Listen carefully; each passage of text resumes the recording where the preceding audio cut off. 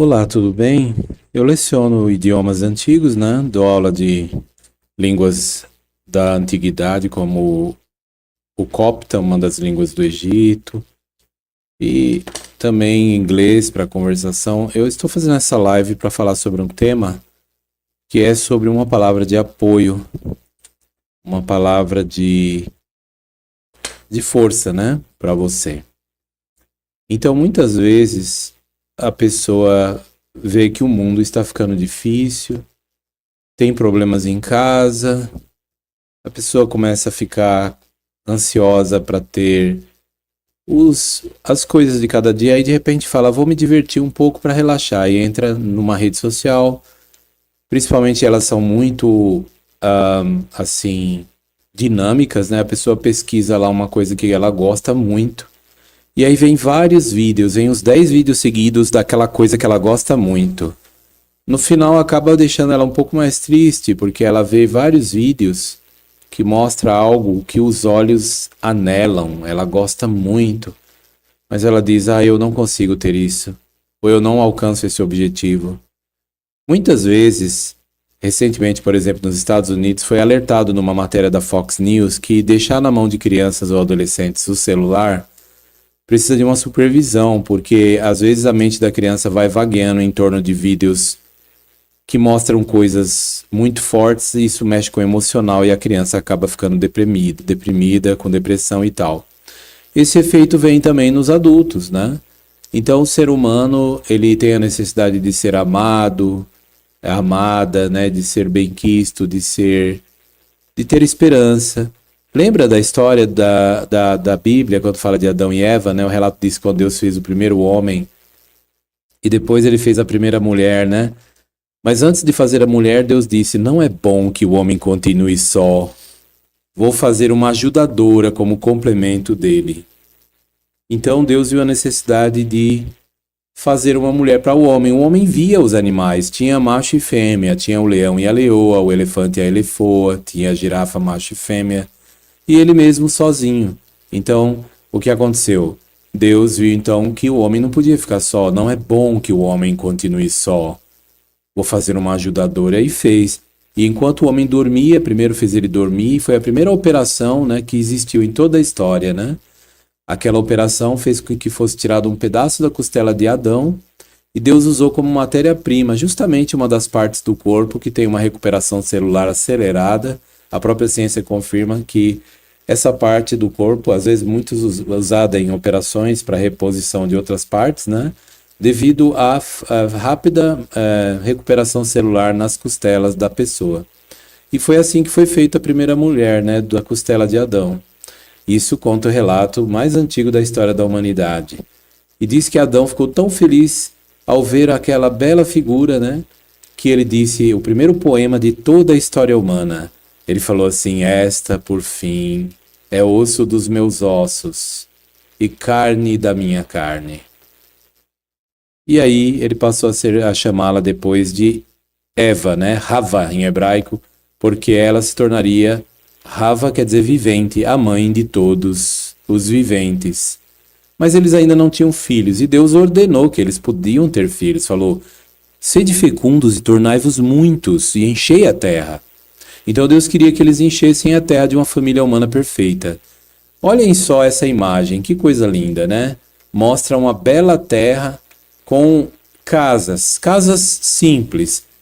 Mas imagine você que aqui, não muito distante daqui, tenham poços cheios de águas ou rios nessas baixadas. A pessoa tem água, a pessoa tem os seus animais, as suas plantações, e ela vai ter aqui então um ar puro, né? Vai ter uma vizinhança pacífica, não tem poluição. Então, uma vida pacata, né? À noite, imagine como que não deve ser. Quando você olha para os céus estrelados, sem a poluição, você vê que aqui é uma comunidade onde as pessoas vivem no interior. Então, quando você vê um lugar bonito, com umas montanhas lindas dessa, um lugar aprazível, sabe o que acontece? Naturalmente, os seus olhos, o seu coração se alegra e você já perde um pouco daquela tensão. Você respira fundo. Imagine num campo esverdeante assim como aqui, né? Você vai sentir aquele ar puro. e de repente você vê distante uma pessoa que você ama, vem sorrindo para perto de ti, trabalhando arduamente junto contigo para manter uma casa, e não há necessidade de pagar aluguel, por exemplo. Imagine essa cena. Imagine que a pessoa tenha toda a alimentação necessária, água sem falta, de graça aqui nesses lugares onde tem as baixadas. Simplesmente o trabalho de fazer um exercício para fortalecer os músculos, carregar um pouco de água, ou até mesmo poderá ter muito trabalho árduo para fazer e proveitoso. Sabia que quando Deus fez a terra, no início ele queria que a humanidade vivesse e nunca morresse? O primeiro homem, Adão, viveu 930 anos e morreu. Todos os dias de Adão, diz o capítulo 5 de Gênesis, foram de 930 anos e morreu. E ele se tornou pai de filhos e de filhas mulheres. A terra era para se encher de uma família humana perfeita. A Bíblia diz que no tempo de Noé, Noé tinha 600 anos de idade, quando Deus avisou que iria trazer o fim de toda a maldade na terra. E quando Noé morreu, ele tinha 950 anos de idade. Já o homem que mais viveu, relata-se que foi Metusalém, que viveu 969 anos. Depois do dilúvio, Deus falou que o homem não ia poder viver tudo isso, aí falou, olha, vai ser agora 120 anos. E de lá para cá, no relato do capítulo 6 de Gênesis, você vê que ninguém mais vive 500 anos, 600 anos. Por quê? Porque tem gente que não merece viver isso. Você já imaginou um cara como o presidente da Rússia, que já por causa dele mais de 1 milhão de homens morreram, me parece que só do lado russo. Já está nesse número, ou em torno desse número. Uma pessoa só consegue estraçalhar a vida de tantas pessoas. Eu morei uma vez, há muitos anos atrás, numa região do Nordeste, numa região distante. Eu nasci na Paulista, mas eu viajei logo cedo, com 20 e poucos anos. E numa uma cidade, uma região de interior, eu lembro que eu saí uma vez e falei, vou lá numa cidade distante, que era igual esse povoadinho aqui, ó, poucas pessoas moravam. E aí eu fiquei no ponto de ônibus e aí o ônibus veio justamente dessa região. E aí quando o ônibus parou, eu olhei assim, cumprimentei todo mundo, porque todo mundo se cumprimenta lá, não é igual na cidade grande, as pessoas são frias, né? Hoje em dia. Mas eu vi aquelas pessoas descendo, boa tarde, aí todo mundo, boa tarde, todo mundo de jeito simples. Aí de repente, eu falei, como é que tá a vida lá na cidade tal? Eu não vou falar para não expor o povoado, porque hoje o pessoal tem internet em todo lugar, até lá, e eu não vou expor, né? Mas aí as pessoas disseram assim, lá não tá muito bem não, ultimamente. Eu falei, por quê? Aí eles falaram, tá tendo umas confusões lá agora. E eu sabia que uma pessoa muito perigosa que morava na cidade que eu tava, grande, embora interior, mas era uma cidade grande, tinha mudado e falou que ia pra lá. E eu só perguntei, e eles, quando eles me disseram que tava tendo problema lá, eu falei, por acaso é o Raimundo tal? O nome dele era Raimundo, eu não vou falar o segundo nome também pra não trazer problema. Aí eles disseram, é isso mesmo, esse rapaz. Ele era um rapaz assim, parecia um santo, nem abria a boca pra falar nada, mas quando ele bebia, ele quebrava tudo. Ele ameaçava, ele fazia uma bagunça. Ele aterrorizava um bairro, gente. Lá na cidade mais ou menos grande do interior onde eu morei um tempo.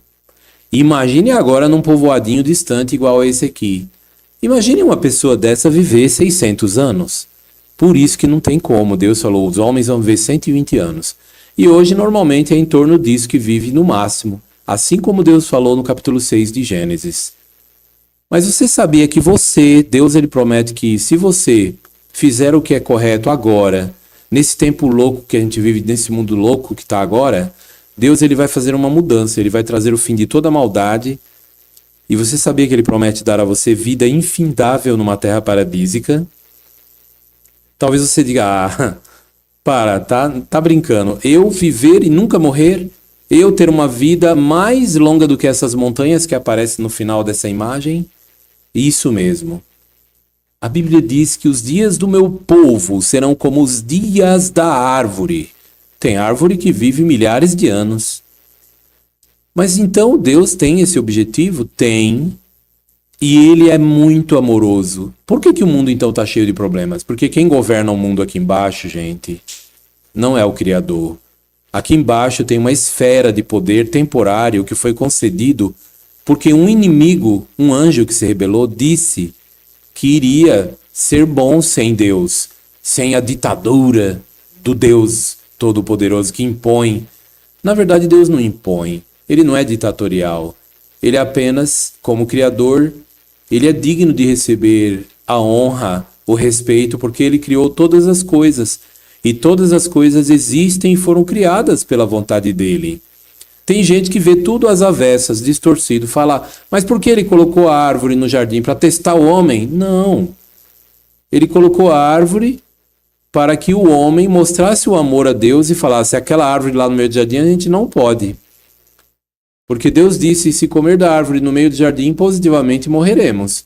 Então a gente prova o nosso amor a Ele e a nossa obediência, a nossa submissão a Ele como Criador de toda a vida, por simplesmente obedecê-lo. Se Ele disse que não pode, nós o amamos e assim vamos fazer.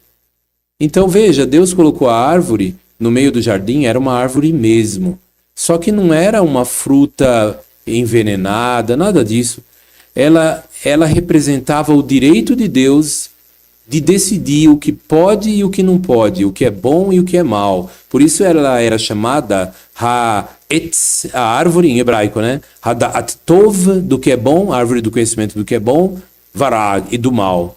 A árvore do bem e do mal, ou seja, a árvore do conhecimento do que é bom e do que é mal. O homem não sabia o que era a maldade.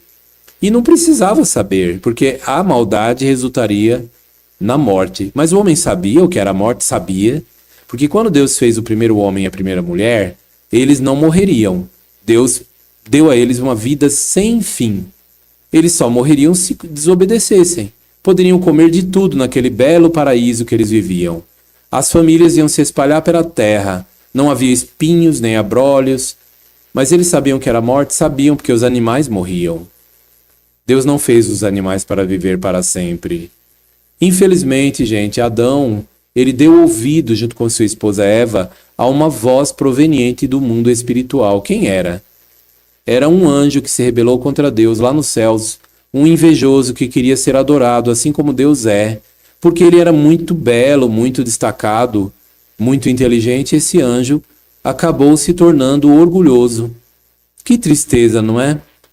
Então, sabia que Deus promete agora, depois de pouco tempo agora, nesse tempo do fim que nós vivemos, prender esse anjo mau, que ele é, na verdade, quem governa o mundo aqui embaixo. Quando você vê pessoas falarem, teve umas pessoas que estavam orando, de repente explodiu um negócio lá, numa fábrica, eles morreram. Onde está Deus? Onde Deus permitiu uma coisa dessa? Quando teve o Holocausto nazista, 6 milhões de judeus foram mortos. Onde Deus está na guerra da Rússia, que morreu 1 milhão de homens jovens do lado russo? Na verdade, Deus, ele é santo e perfeito em todos os seus modos, as suas ações. Ele é como uma rocha, perfeita é a sua atuação. O modo dele agir, todos os caminhos dele são justiça. Olha só o que diz o texto da Bíblia Sagrada sobre Deus, no texto de Jó 34:10. É muito bom esse texto. Ele fala do Criador, diz que ele é muito bom. Então ele não tem nada a ver com o que está acontecendo aqui na Terra, porque é uma época que foi passado um domínio para o governante mau, que é Satanás, que disse que se ele governasse o mundo seria melhor. Ele questionou também as criaturas. Ele falou, ninguém vai ter amor por Deus. Sob dificuldades, todos vão trair a Deus. No livro de Jó 34, versículo 10, o texto fala que Deus, da parte dele, olha o que diz. Por isso, escutem-me, homens de entendimento, o verdadeiro Deus jamais faria o que é mal. O Todo-Poderoso nunca faria o que é errado. Então Deus, ele não cometeu nenhum erro. A árvore no meio do jardim, Deus não colocou para testar, provocar ou fazer o homem cair. Era apenas uma árvore que representava o governo de Deus, ou o reino de Deus. Quando o homem decidiu se rebelar e comer da árvore, ele rejeitou o reino de Deus. E aí, com o tempo, foram estabelecidos governos humanos sob a influência do inimigo Satanás. Ele é o verdadeiro governante desse mundo. Aqui embaixo, a Bíblia fala isso? Fala em João 14:30. Ela diz ali, né, Jesus falando com os apóstolos, numa conversa boa. De repente, Jesus interrompe e diz assim, já não falarei muito mais com vocês, pois o governante do mundo está chegando. E aí Jesus no final fala, levantem-se, vamos embora daqui. Quem é que estava chegando de forma que Jesus falou, o governante desse mundo está chegando? Era o inimigo da vida. Então hoje o mundo, por isso que o mundo está do jeito que está. Isso explica por que o mundo está cheio de sofrimento. Mas em breve Deus vai fazer a vontade dele ser feita aqui na terra. É uma promessa tão linda. Sabe o que ele promete? Eliminar toda a maldade, conforme diz o texto aqui de Provérbios, capítulo 2, o versículo do 20 ao 22. Olha que bonito, ó.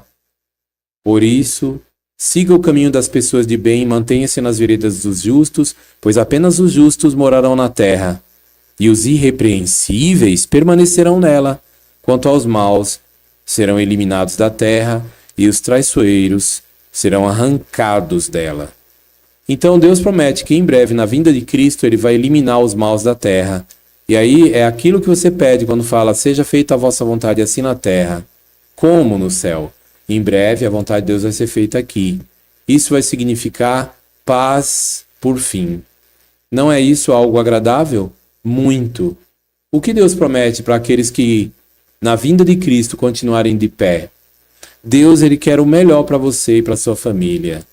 Olha o que ele mesmo fala e que foi registrado no texto da Bíblia, o livro mais antigo da humanidade, o livro sagrado, o livro religioso mais antigo. Ele fala no capítulo aqui do livro de Jeremias, um dos profetas que viveu há muitos anos atrás e que Deus usou, cerca de 40 homens, para escrever a Bíblia. Em Jeremias, no capítulo 26, Jeremias 26, olha só o que Deus fala aqui. Que texto bonito que ele fala, uma palavra muito boa para nós. Olha só.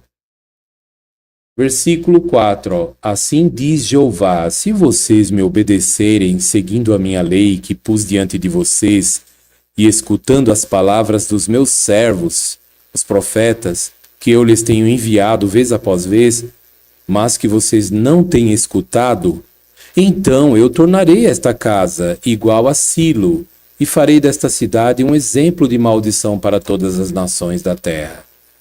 Realmente Deus colocou diante deles uma esperança, Então, se eles obedecessem, teriam um futuro bom. Se não, aí a cidade passaria por uma maldição. Isso aconteceu no ano 607, Jerusalém foi destruída, antes de Cristo. Eles não seguiram a orientação, O texto fala, e os sacerdotes, os profetas e todo o povo ouviram Jeremias dizer essas palavras na casa de Jeová. E aí o povo ficou pensativo, E a terra ficaria sem nenhum habitante, Jeremias falou. O povo ficou então em volta, querendo saber o que aconteceria. Naquele tempo, pessoas tinham um coração bom, outros não. Infelizmente, a nação ficou cada vez pior, igual o mundo hoje. E o resultado foi a calamidade. A calamidade. Então, hoje não está sendo diferente, Hoje, muitas pessoas estão preferindo viver a vida do jeito que elas querem. Mas olha o que Deus fala em Jeremias 29, versículo 11. Pois eu sei muito bem o que tenho em mente para vocês. Diz Jeová. Jeová é o nome de Deus, ó. Quero que tenham paz, não calamidade. Quero dar a vocês um futuro e uma esperança. E vocês me chamarão e virão a mim em oração. E eu vou escutá-los. Vocês me procurarão e me acharão, pois me buscarão de todo o coração. E eu deixarei que vocês me achem, diz Jeová. Então é assim, Deus, ele que vai permitir, ele que vai deixar você encontrá-lo. Não é a pessoa que quer, que fala, eu vou fundar uma igreja, vou buscar Deus. Não adianta se Deus não quer a pessoa. Porque tem pessoas que falam em fazer uma coisa, mas o Deus deles é o dinheiro. Igual diz uma passagem, o seu fim é a destruição e o seu Deus é o ventre, porque eles fixam as suas mentes nas coisas da terra. Então, gente, é assim. Olha, esse mundo é tão cheio de problemas e às vezes a pessoa fala, eu vou procurar Deus. Mas na verdade ela diz, no fundo ela está dizendo, eu vou procurar algo que me satisfaça. Não é assim. Está errado. Olha o que diz Jeremias, capítulo 17, o versículo 9. Presta atenção, ó. O coração é mais traiçoeiro do que qualquer outra coisa e está desesperado. Quem pode conhecê-lo? Então tem gente que vai para uma igreja para procurar uma namorada, um namorado. Outros vão para o local de adoração para tentar melhorar economicamente, conseguir uma bênção. Mas a pessoa que fala, eu vou para o local de adoração buscar o Deus verdadeiro, adorar Ele, ter certeza que Ele está assim aprovando a mim. E ora e pede de coração, aí ele fala que eu vou deixar você me achar. Nós acabamos de ver essa passagem no texto de Jeremias, capítulo 29, né? Prestou atenção no que ele falou? Ele disse assim, pois eu sei muito bem o que tenho em mente para vocês, diz Jeová. Quero que tenham paz e não calamidade. Quero dar a vocês um futuro e uma esperança, e vocês me chamarão e virão a mim em oração e eu vou escutá-los. Mas por quê? Porque foi uma vez só? Não, porque fala, vocês me procurarão e me acharão, pois me buscarão de todo o coração. Gente, aqui é algo muito mais forte. Buscar de todo o coração, ou seja, o coração é a fonte das emoções. Aqui o coração se refere aos seus sentimentos mais fortes. Aquilo que motiva você é buscar a Deus. Então a pessoa, quando busca Ele de verdade, ela não vai buscar a Deus pensando, eu vou arrumar uma namorada lá na igreja. Eu vou lá para o local de adoração para eu melhorar a minha vida. Vou orar para Deus me ajudar para eu ganhar mais dinheiro. Você não é assim, você tem que buscar a Deus de todo o coração, não por causa da prata, nem por causa do ouro, mas porque Deus é o que criou você e você quer saber quem é Ele para agradá-lo, para poder adorá-lo. Deus se agrada quando você pensa assim. E Ele diz, e eu deixarei que vocês me achem. Então é Ele que permite. Se Ele não permitir, você nunca vai achar. Por isso que tem um monte de igrejas. Satanás ele faz para confundir. Ele é o mestre do engano. Ele criou vários locais de adoração para as pessoas não saberem onde está o local certo, para ficar confuso, né? Jesus, em certa ocasião, disse, ninguém pode vir a mim a menos que o Pai o atraia, e eu o ressuscitarei no último dia. Quer dizer, se Deus ele atrair a pessoa, ela vai encontrar o caminho. Mas para ela te atrair, como se fosse um imã, quando está perto de um ferro, puxa, né? Tem um texto que fala, quem são estes que vêm voando como pombas para a abertura do seu pombal? Então Deus ele está como que trazendo as pessoas humildes e pessoas incúpes, né? Pessoas semelhantes a pombos, né? Que são bem incúpes, bem... Você já viu uma pomba de repente agredindo e matando uma pessoa? Ninguém viu isso. É um animal inocente. Por isso que as pessoas de bem são comparadas a esses. E a Bíblia diz no Mateus 5,5, felizes os mansos, porque a eles pertence o quê? Vamos ver? O texto fala, Mateus 5,5, vamos ver? Não é eu falando aqui. Aqui não é coisa da minha própria ideia, ó. O texto diz, felizes os de temperamento brando, como algumas Bíblias falam, os mansos, porque herdarão a terra. Não é isso maravilhoso? A herdar o paraíso que Deus prometeu? A vontade de Deus vai ser feita na terra, assim como já foi feita no céu. Seja feita a vossa vontade assim na terra como no céu. Então tem pessoas que vão viver na terra para sempre sem nunca morrer? Tem. Você poderá ser uma dessas, visto que nós estamos agora na boca da grande tribulação, que é uma dificuldade mundial que vai culminar com a vinda de Cristo. Que maravilha então saber que tem uma esperança real. Deus ele prometeu isso. E ele não tem uma coisa que ele não pode fazer. Você sabia que tem uma coisa que Deus não pode fazer? É impossível para ele.